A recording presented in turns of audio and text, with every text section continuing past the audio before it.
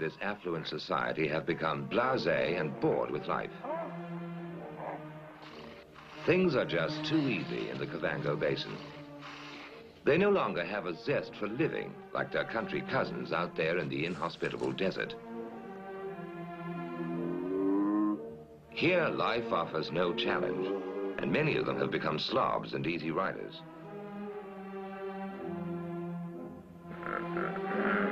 The only excitement in their lives comes in high summer when the marula trees are in full fruit. At first, the marulas are very tasty and hard to get at. You have to be either agile or strong to get your share.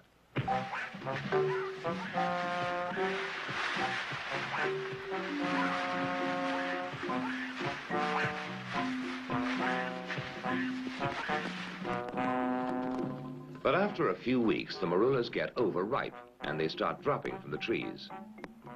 Then all the animals wade in and gorge themselves on the rotting fruit.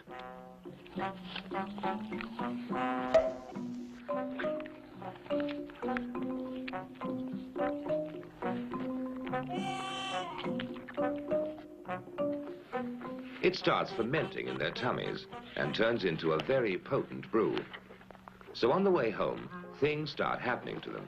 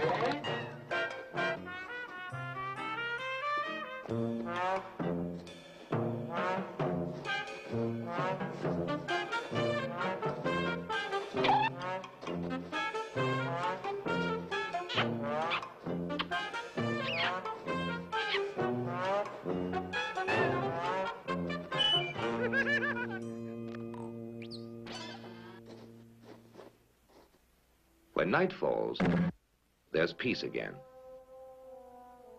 A very blissful peace.